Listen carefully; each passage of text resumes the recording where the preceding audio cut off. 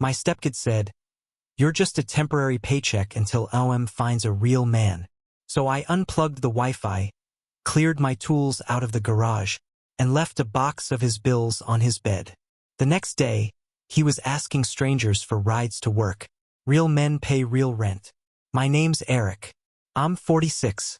I used to believe in effort, in the idea that love could be earned through sweat and sacrifice. I believed that if you gave enough, built enough, held your tongue long enough, people would see your heart. They'd see the man behind the labor. 5 years ago, I married Lisa, a widow. She had a son, Jaden, 15 at the time. I remember the first time I met him. Cold handshake, no eye contact, the kind of silence that doesn't come from shyness but calculation. He was already measuring me, already deciding I wasn't enough. We lived in Arizona, in a house I had gutted and rebuilt after my first marriage fell apart. New walls, new roof, new paint. All of it touched by my hands. I was proud of that house. It wasn't just shelter. It was a promise. To Lisa, to Jaden, to myself. I paid for Jaden's school, his sports, his braces. I let him pick out the gaming chair and monitor I couldn't afford in my 20s. When he scraped up his first car, I was the one who fixed it. He never said thank you, not once. But I told myself he was just a kid. Teenagers are rough. Hormones, grief, ego. I gave him space, time. I gave him everything.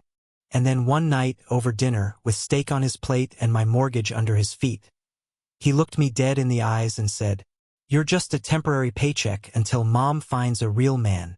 He said it with a smirk, like it was a joke he'd been saving. Lisa didn't flinch. She kept cutting her food, took a sip of wine. I waited for her to say something, anything, but the silence was louder than the insult. I didn't yell. I didn't slam the table. I just looked down at my plate and felt the warmth leave my chest. It didn't feel like anger. It felt like emptiness. The kind that hums. The kind that tells you something inside just died. First, I called it a bad night. Chalked it up to teenage rebellion. Growing pains. But it wasn't a phase. It was the pattern. Jaden never pulled back. He pushed further. If I asked him to help unload groceries, he'd mutter something under his breath. If I asked him to be home by 10, he'd show up at midnight. No apologies. No respect. I paid for his streaming subscriptions, his gas, his exam prep courses. He broke my drill in the garage one weekend, never mentioned it. Just left the pieces on the workbench like it was someone else's mess. Lisa said boys were difficult, that he was still grieving his dad, that I needed to be patient. I was patient, but there's a difference between patience and denial. One keeps the door open. The other keeps you shackled to your own blind hope. One night after a brutal 11-hour shift at the plant, I came home to find him sprawled in my recliner, gaming headset glued to his head, snack wrappers littered around him like he'd spent the day shedding skin. My chair, my food, my roof. I asked him to clean up. He didn't even look at me, just waved his hand dismissively and said, "Relax, this isn't even your house." Lisa walked in a moment later, poured herself a glass of wine, and kissed him on the head. Didn't say a word to me. I stood there holding a dish towel, staring at a boy who wore my paycheck like armor, and a woman who no longer looked me in the eyes. I realized then, if they didn't respect me, it was because I had trained them not to. I had made their comfort sacred, their silence tolerable, their mockery acceptable. I had allowed my usefulness to be mistaken for weakness. Every man has a threshold. Mine wasn't a scream or a slammed door. It was that moment, standing in my own kitchen, feeling like an intruder in the life I built with my own hands. It got worse in subtle ways. Jaden would reference his real dad during arguments, usually when he wanted something. Dad would have let me go to the concert. Or Dad didn't care if I stayed out late. Once he said it in front of Lisa. She didn't correct him. She didn't say, "Eric's your father now." She said nothing, just sipped her wine and looked away. That silence? That was complicity. So I did what most men do when they feel the house slipping away. I worked more. I bought more. I told myself it was temporary, that they would see the truth someday. That gratitude would arrive late, but not empty-handed. It never did. At Jaden's graduation, I took the photo. Lisa and Jaden stood side by side. I wasn't in the picture. I held the camera. I paid for the gown. I paid for the party. No one thanked me. Later that night, I overheard him telling a friend, "He's like an ATM with arms. Pays for everything just to feel useful." It wasn't rage I felt. It was release. The kind that comes when you've finally been told the truth. I sat in the garage that night, staring at the shadows under the workbench. The same bench where my broken drill still lay. And I thought about everything I had built, and how none of it was mine. Not the house. Not the family. Not the love I kept chasing like a man begging scraps at a table he paid for. That's when the idea started. Quiet at first, but sharp, like a key turning slowly in a lock. The next morning, the sun came through the blinds like it always did. Ordinary light, ordinary silence. But something in me had shifted. The house felt smaller, tighter, like the walls had been listening all these years and finally agreed with me. I didn't belong there. I made coffee. Lisa came down in her robe, scrolling through her phone. She said morning without looking at me. Jaden walked past, earbuds in, the smell of cologne heavy and careless. Neither of them saw me. They saw a function, a habit that brewed coffee, fixed leaks, and signed checks. That's when I realized I'd become part of the furniture. Useful when needed, invisible when not. After breakfast, I sat in the garage. The air smelled of oil and old wood, familiar and almost comforting. I stared at the shelves I'd built, the boxes labeled neatly, the tools lined like soldiers who never complained. Every item in that garage was loyal, predictable, mine. Then I heard laughter. Jaden's voice carrying from the kitchen. "He's like an ATM with arms," he said again. The same line I'd overheard before. He was on speakerphone, laughing harder this time. "Pays for everything just to feel useful. Mom says he'd fall apart if he stopped." Mom says. That part hit harder than anything else. Lisa wasn't just silent. She was complicit, maybe even amused. I didn't move for a long time.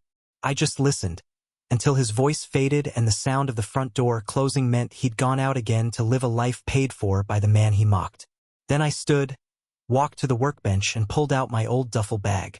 The one I used before marriage, before the house, before the dream. I began packing my tools. Slowly, deliberately. Each wrench, each screwdriver, each socket. Symbols of the labor I'd poured into a family that never wanted me. I wasn't angry. I wasn't emotional. It felt like closing a job site after the contract expired. When the bag was full, I turned off the garage light. The click echoed through the dark like a punctuation mark at the end of a long, pointless sentence. Inside, Lisa was on the couch with a glass of wine. Afternoon sun catching the dust in the air. She didn't ask where I was going. She didn't even look up. That was her gift. She could ignore collapse as long as the surface stayed calm. I went upstairs, pulled the Wi-Fi router from the wall, unplugged it, coiled the cord carefully. Then I sat on the edge of the bed for a moment, looking at the nightstand that still held a framed photo of us. Her smile rehearsed, mine uncertain. It was all performance. Downstairs, I left my house keys on the hook by the door. The same hook I'd installed years ago, thinking it would make our mornings easier. Organization, harmony, structure. I believed small acts like that built love. Turns out they only built convenience. Before I left, I walked into Jaden's room. The smell hit first. That stale blend of sweat, snacks, and teenage arrogance. The floor was a mess. Piles of clothes, empty cans, a cracked controller on the desk. I set a box on his bed. Inside it, I'd placed all his unpaid bills, the car insurance I'd been covering, the phone plan, the subscription renewals. I didn't leave a note. I didn't need to. The silence would explain itself. Then I walked out. No shouting, no goodbyes, no final speech about respect. They wouldn't have heard it anyway. By the time I reached my truck, the sky had turned the color of burnt copper. I drove until the desert swallowed the suburbs, until the neat lawns gave way to sand and rock and heat that shimmered off the asphalt. Every mile between us felt cleaner. At a gas station outside Chandler, I pulled over and froze every joint account from my phone. Utilities, auto payments, the card Lisa used for groceries, the allowance transfer for Jaden, all of it. Then I canceled the extra phone line and disconnected the streaming services tied to my account. A quiet, methodical erasure. One by one, I untied the ropes that had bound me to that house. By the time the sun went down, my phone started buzzing. Missed calls, texts. First from Lisa, "Where are you?" Then from Jaden, "The Wi-Fi's down. Did you touch something?" I ignored them both. An hour later, the tone shifted. Lisa again, "Eric, this isn't funny. Jaden's saying you froze the cards. I can't access the utilities. What's going on?" Still, I said nothing. By midnight, the messages turned to anger. "You're acting like a child. You can't just walk away like this. Grow up." I smiled, the first honest smile in years. Because the truth is, I wasn't walking away like a child. I was leaving like a man who'd finally learned the cost of staying. The next morning, I rented a small storage unit on the edge of town. Moved what little I owned that mattered. My tools, a few clothes, the photo of my father that had survived both marriages. Everything else I left behind.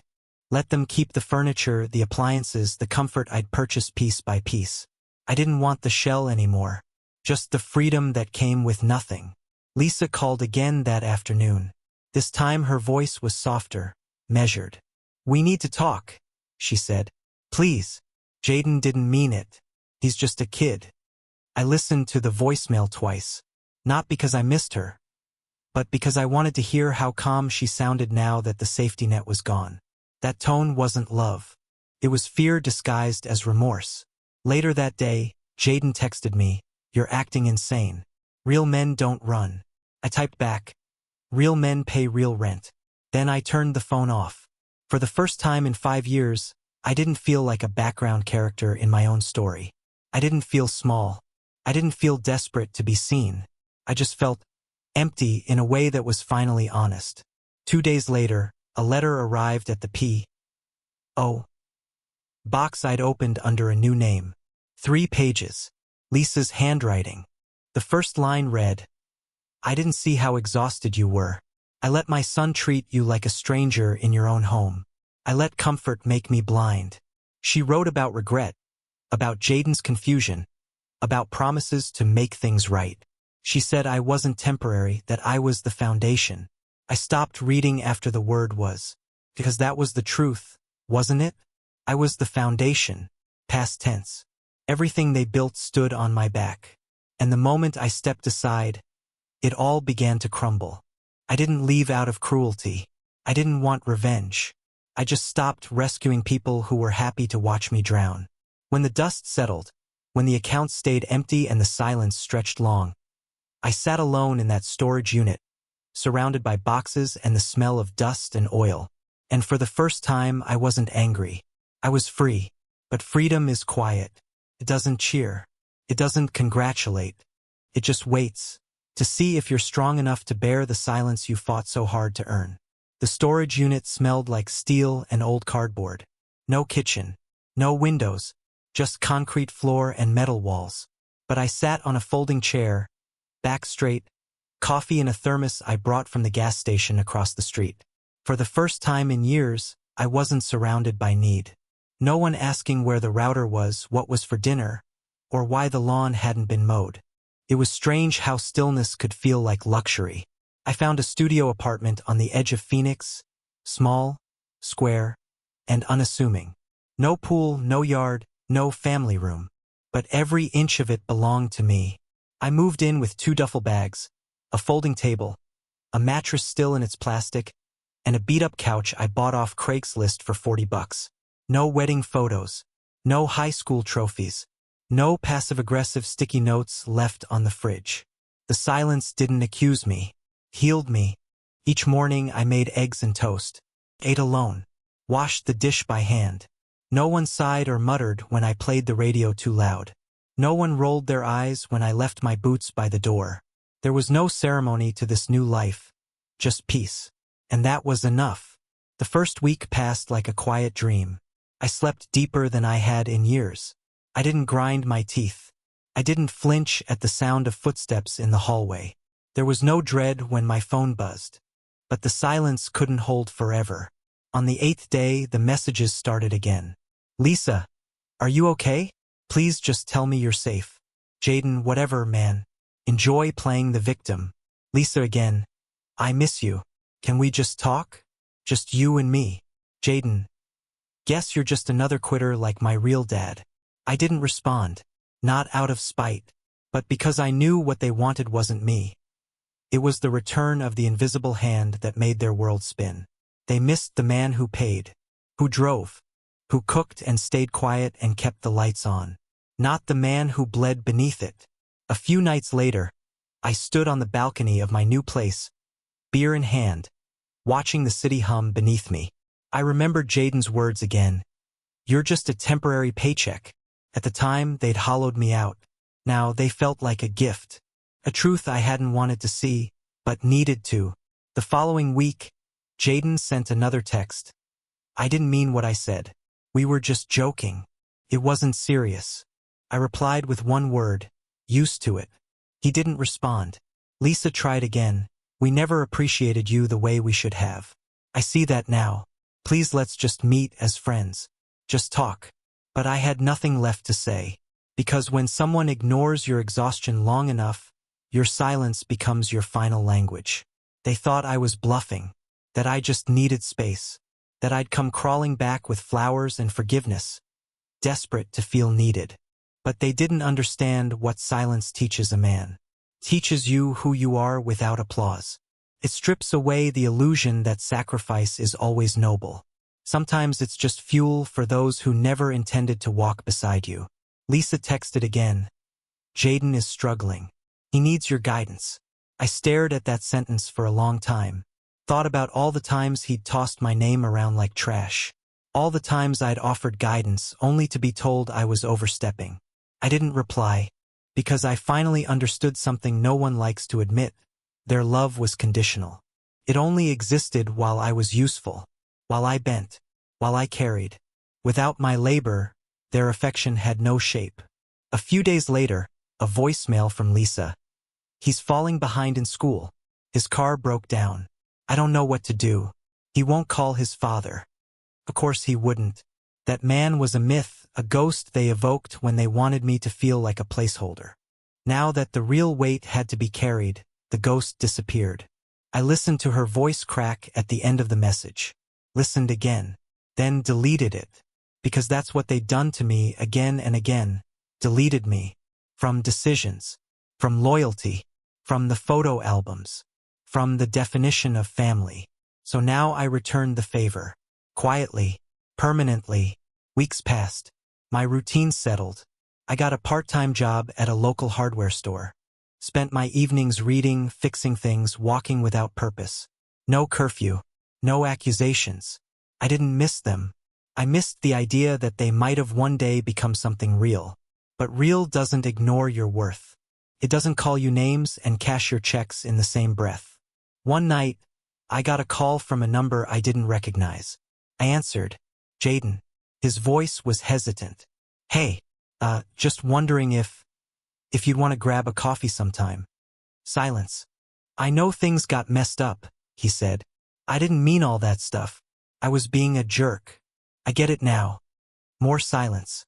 I mean, I could really use your advice. I'm trying to fix my car. And, I dunno. Just thought maybe we could talk. I let the silence stretch. Not out of cruelty, but because I was waiting to hear what wasn't said. No apology. No. I'm sorry for how I treated you. Just need. I told him I was busy. Then I hung up. Because that's what he had taught me. I only mattered when I could fix something. Lisa called later that week. He's lost without you, she said. You were more of a father than anyone ever gave you credit for. I didn't respond, because she still didn't get it. It wasn't about credit. It was about respect. About being treated like a man, not a service. She asked if I missed the family. I told her the truth. I missed the dream I had, not the people who led it. Then I ended the call. The next day, I saw them from a distance, at the grocery store. Lisa tired. Jaden older somehow. Humbled. They didn't see me, and I didn't go up to them. Not because I hated them, but because I had no place in their world anymore. They made that choice. I simply honored it.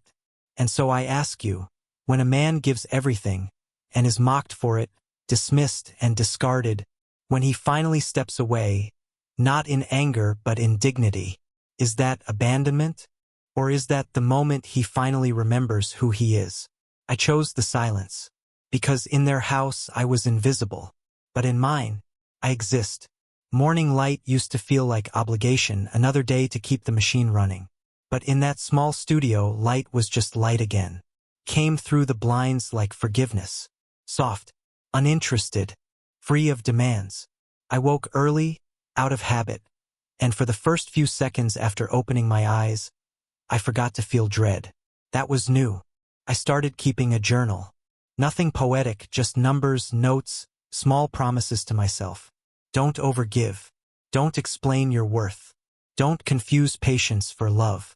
I'd read those lines each morning like scripture, because that's what it took, repetition, to wash out 5 years of being thanked with silence. At night I cooked. Simple meals. Pasta, rice, meat from the discount aisle. I ate slowly. I'd never realized how different food tastes when you aren't swallowing resentment with every bite. Sometimes I'd put on music, the kind Lisa used to call depressing, and just sit, listening to lyrics that didn't need to impress anyone. Freedom was quieter than I'd imagined. It didn't roar. It hummed. Weeks slipped by. Work was steady. I fixed leaking faucets, replaced locks, assembled furniture for strangers. They paid me. They thanked me. I went home. No drama. No guilt. Then one evening my phone buzzed again. A message from Lisa. We're selling the house. 5 words. No greeting, no preface. Then a photo. The for sale sign staked into the lawn I used to mow every Sunday. For a long time I just stared at it. That house had been my monument. Every nail, every panel, every repair was a chapter of my effort. Seeing that sign felt like watching a gravestone go up. Not for a place, but for a version of myself. I didn't reply. 2 days later, another message. Jaden dropped out of school. He's been working nights. Things are hard. I almost typed something, some polite platitude about learning responsibility. But I deleted it, because sympathy without boundaries is how I got trapped in the first place. Still, I won't lie, that night I thought about him. Wondered if he remembered all the things I tried to teach him. How to hold a wrench right. How to drive in the rain. How to measure twice before you cut. Lessons that weren't about tools but about life. I knew he didn't hate me. Not really. He just didn't see me. And that might be worse. A month passed before I heard from them again. This time it was Jaden. His number came up unknown, but his voice was unmistakable. Older, slower. Hey, he said. I know you probably don't want to talk, but I just wanted to say thanks. For, everything. I didn't get it before. I didn't interrupt. I thought respect was automatic, he went on. That it was something people owed you. But I get now it's something you earn and you keep earning it. I was an idiot. Mom too. You didn't deserve that. Silence stretched between us. For a moment I almost let him in. Almost told him I forgave him. But then he added, we're trying to get the house back together. Maybe you could come by. Help fix some things before the sale. And there it was, the ask. Always the ask. I told him gently, son, I don't fix homes I don't live in. He didn't argue. Just said, yeah, I figured. Before hanging up, when the line went dead, I sat there, phone in hand, and felt the strangest thing, peace. Not triumph. Not bitterness. Just calm understanding. They were still living off the remnants of what I built. And that was fine. Let them. The truth was simple. I didn't need them to lose for me to feel whole.